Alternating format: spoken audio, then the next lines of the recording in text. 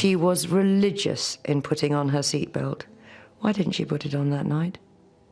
I'll never know. This isn't just another royal story. This is the untold truth, straight from the one person who knew Diana before the fame, before the heartbreak, and before the tragedy. Born Elizabeth Sarah Lavinia Spencer in 1955, Sarah was the eldest of the Spencer children. Aristocrats by blood, but far from a picture-perfect family, she was raised on the sprawling estate of Althorpe and, like Diana, grew up in the shadow of a complicated household. Their father, John Spencer, Viscount Althorpe, and their mother, Frances, went through a bitter divorce when the children were still young, and that separation left deep marks after their parents split. Diana and Sarah were caught in a custody battle. It wasn't just messy, it was traumatic. Their mother eventually lost custody, and the children stayed with their father. Not long after, he remarried, this time to Reign, Countess of Dartmouth. Diana and Sarah did not welcome her with open arms. In fact, they famously called her Acid Reign. That nickname alone tells you everything you need to know about the tension in the house. So while the tabloids later painted Diana's life as a royal fairy tale, the roots of her story were anything but. Sarah, being the oldest, had a front row seat to all of it. The emotional chaos, the arguments, and the silent moments no one outside the estate ever saw. But behind every princess is a family, and sometimes the pain starts long before the palace gates.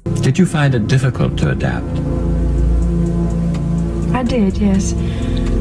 Purely because there was so much attention on me when I first arrived on the scene, and I wanted to get my act together, so to speak. And I had so many people watching me, and the pressure was enormous. But as years go on, it gets better. But we're still learning all the time. Before there were tiaras, there were muddy boots and shared bedrooms. Diana and Sarah grew up side by side, first at Park House, which sat right next to the Queen's Sandringham estate, and later at Althorpe. Even as children, they were close. Diana looked up to Sarah not just as a big sister, but almost as a second mother figure, someone she could depend on when things got tough at home. Sarah wasn't flashy or attention-seeking. She was calm, collected, and carried a sense of quiet strength. That became even more important when the household started to fracture. Sarah would shield Diana from the worst of the emotional mess, offering stability where there was very little. That bond shaped Diana. It gave her a deep understanding of loyalty, something that stayed with her even when the world turned against her. Sarah's example of staying grounded through family struggles gave Diana her inner compass, one she often leaned on during her own rocky royal years. Even when Diana became the people's princess, she still leaned on Sarah.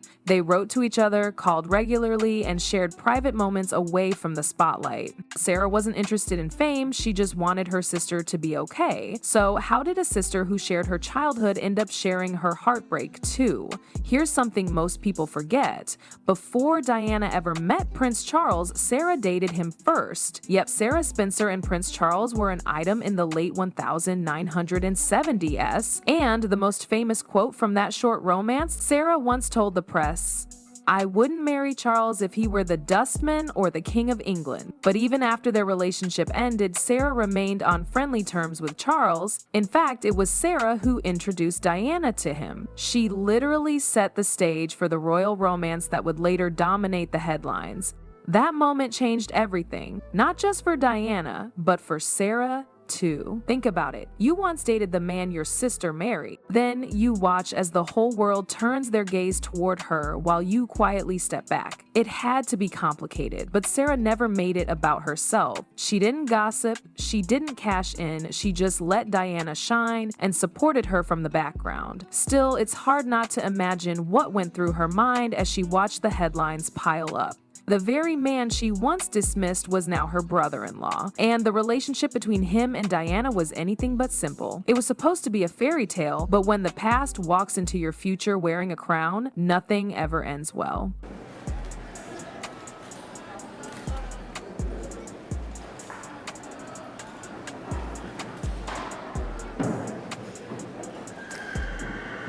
Sir, please.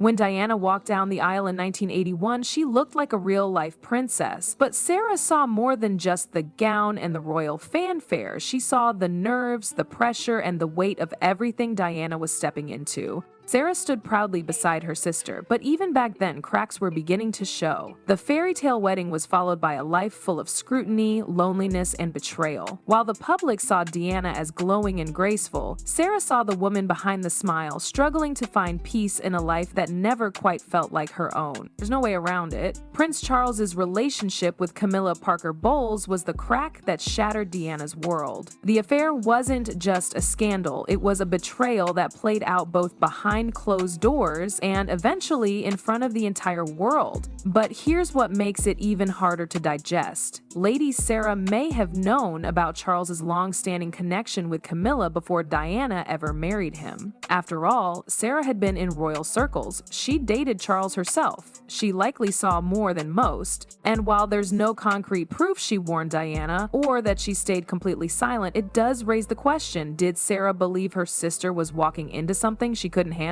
Either way, once Diana found out the truth, everything changed. That confrontation between Diana and Camilla at a party in 1989 is still one of the most talked about moments in royal history. Diana didn't yell, didn't cause a scene, but she told Camilla, "I know what's going on between you and Charles. Don't treat me like I'm stupid." That moment wasn't just personal, it marked a turning point. Diana was done playing the silent wife, and from that day on, her relationship with the royal family, the press, and even with herself started to shift. As she struggled with depression, deep loneliness, and a constant sense of not belonging, her marriage wasn't just strained, it was suffocating. She also battled bulimia, something she openly admitted years later. These weren't just emotional wounds, they were physical cries for help, and through it all, Sarah was there. Not for royal protocol, but for sisterly comfort. Then came the night that changed everything. August 31, 1997. A car crash in a Paris tunnel. We have reports from Paris that Diana, Princess of Wales, has been killed in a car accident and that her partner, Dodi Fayed, has also been killed. They were apparently being pursued by paparazzi on 2 motorcycles. The world grieved, but no one grieved like Sarah. She flew to Paris alongside Diana's ex-husband, Prince Charles, to bring her sister's body back home. The moment they walked out of the hospital, Sarah looked visibly broken, that quiet strength again, but inside she was torn apart. Later in the documentary, Sarah asked the question that's haunted her ever since. Why didn't she put her seatbelt on that night? It wasn't blame, it was grief trying to make sense of the senseless. And while the world turned into conspiracy theories, candlelight vigils, and non-stop media coverage, Sarah stayed mostly silent. But now, in a rare and emotional appearance in a new documentary, she finally breaks her silence. And what she says isn't just emotional, it's powerful. Sarah reveals how painful it's been to watch the world speculate and misinterpret Diana's final years. One line in particular hits hard. She was expected to recover. Sarah said those words while discussing Diana's condition after the crash, emphasizing that they thought she would survive. The shock of her death hit like a second wave. Sarah also shares her frustration over the misinformation, the stories, the myths, the endless noise. None of it captured the real Diana. And maybe that's why she chose to speak now. Because after all these years, there's still so much the world doesn't understand. Her decision to come forward wasn't about fame. It was about truth, about finally saying out loud what she's carried for decades, and maybe, just maybe, finding a bit of healing in the process. Some stories are too painful to tell, but even silence has an expiration date. These 2 hours, the presenters on every news channel were saying, injured but expected to make a full recovery, and I have no idea why, but it made me so angry. Over the years, there's been quiet talk, whispers that maybe, just maybe, Lady Sarah had a part in what happened to Diana. Not the crash, of course, but everything before it. Some believe Sarah led Diana to the palace gates by introducing her to Prince Charles, that it was Sarah who opened the door that would later slam shut on Diana's happiness. It's true Sarah dated Charles first. It's true she introduced Diana to him at a country shoot in 1977, but blaming her for what happened after, that's a stretch. Sarah couldn't have known how things would unfold, how the fairy tale would twist, how the crown would weigh so heavy on her sister's head. And if she did have doubts at any point, that's a hard burden to carry. Did she ever wonder, what if I hadn't introduced them? Probably, but regret and guilt are two different things. From everything we've seen, Sarah didn't abandon Diana. She didn't sell her out or push her into anything. She stood by, sometimes quietly, sometimes firmly, always as a sister who loved deeply, but couldn't rewrite the future. In the end, it's easy for the outside world to point fingers, but for Sarah, the only thing she's probably carried more than love is loss. It's easy to point fingers, but when tragedy strikes, sometimes all you're left with is a broken heart and what ifs.